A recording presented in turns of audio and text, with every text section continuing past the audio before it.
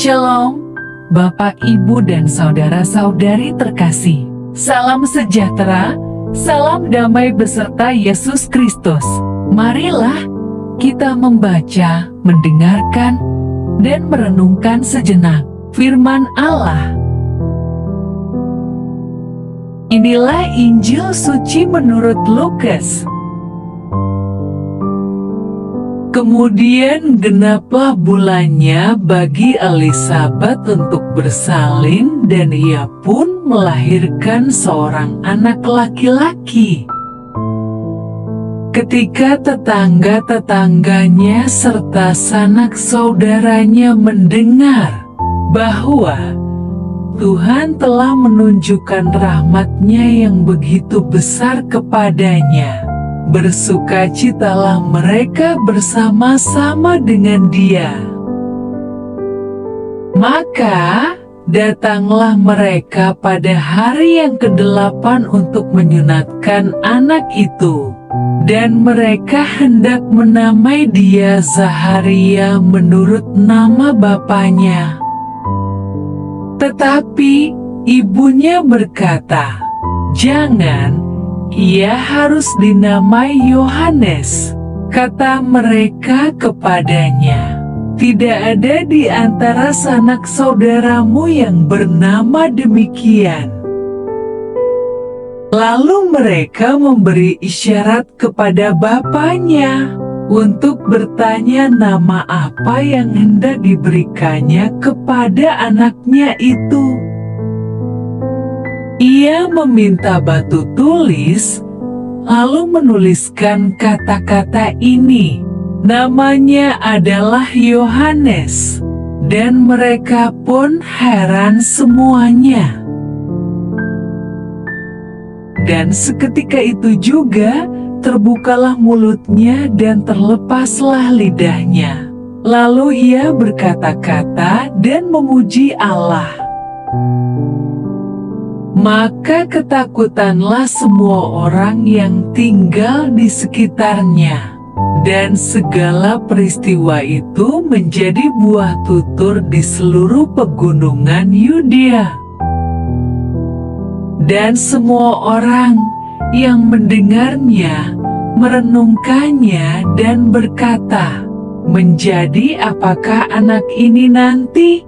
Sebab tangan Tuhan menyertai dia." Adapun anak itu bertambah besar dan makin kuat rohnya, dan ia tinggal di padang gurun sampai kepada hari ia harus menampakkan diri kepada Israel. Demikianlah sabda Tuhan. Terpujilah Kristus. Renungan Injil.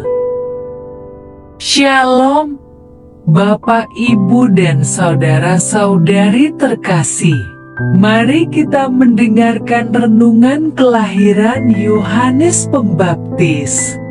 Bapak, Ibu, dan saudara-saudari terkasih, sosok Yohanes Pembaptis ini sangat luar biasa. Sejak masih dalam kandungan dipenuhi Roh Kudus, sehingga mengenal Tuhan datang ketika berada dalam rahim Maria pada saat berkunjung di rumah Elisabet.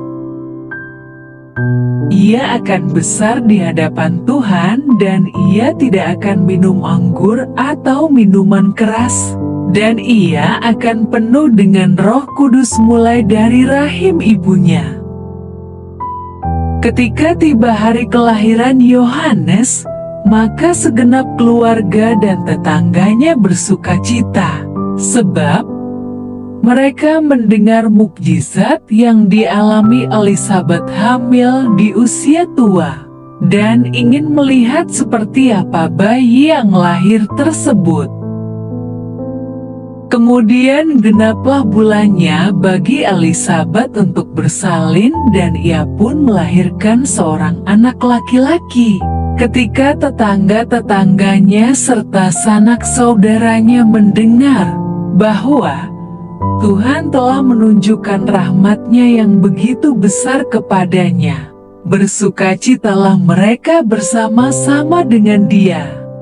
Dan semua orang yang mendengarnya merenungkannya dan berkata, "Menjadi apakah anak ini nanti? Sebab tangan Tuhan menyertai dia."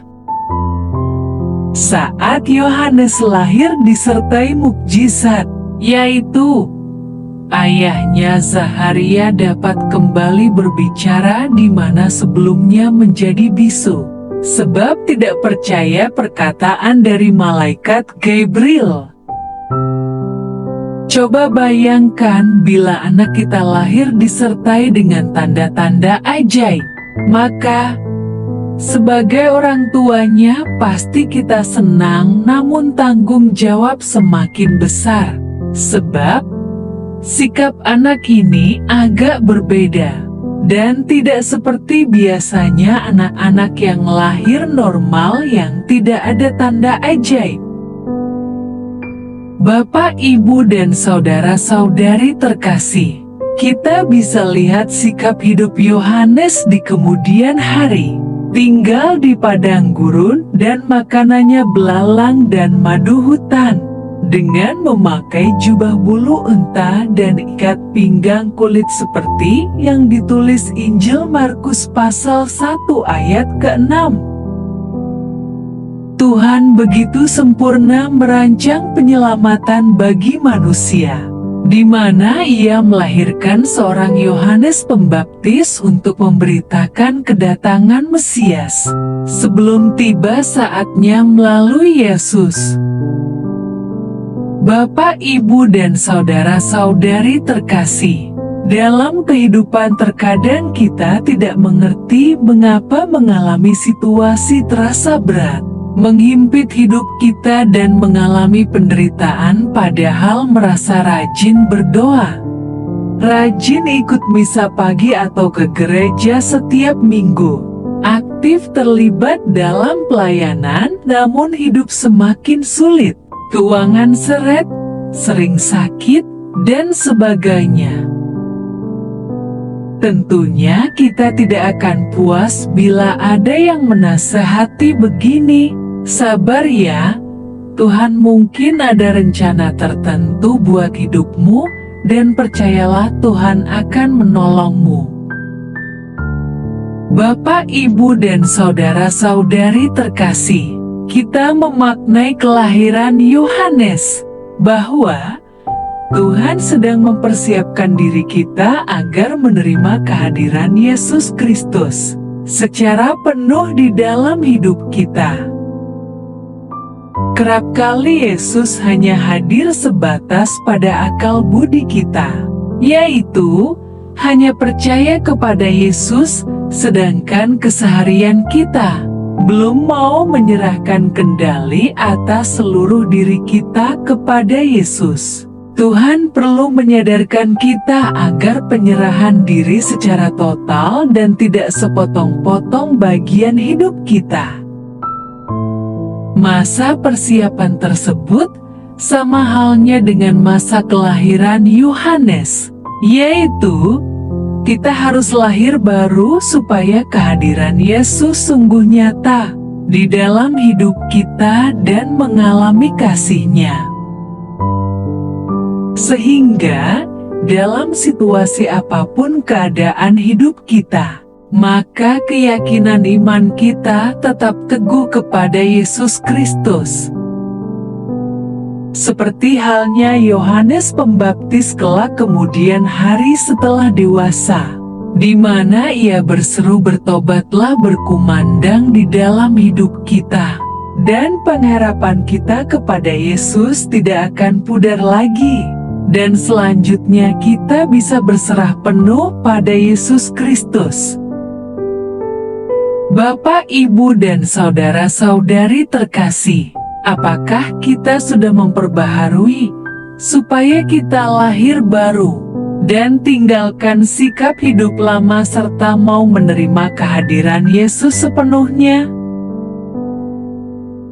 Marilah berdoa. Allah Bapa, sumber pengharapan, Engkau telah mengikat perjanjian dengan semua orang melalui Yesus yang terurapi. Semoga kami selalu berpegang teguh pada Dia dan berkembang menjadi umat yang patuh setia. Dengan pengantaraan Yesus Kristus, Putra-Mu, Tuhan kami yang bersama Dikau dalam persatuan Roh Kudus, hidup dan berkuasa Allah sepanjang segala masa. Dalam nama Bapa, Putra, dan Roh Kudus. Amin. Terima kasih sudah mendengarkan dan merenungkan firman Allah. Jangan lupa subscribe dan jangan lupa juga aktifkan loncengnya. Terima kasih, Tuhan Yesus memberkati.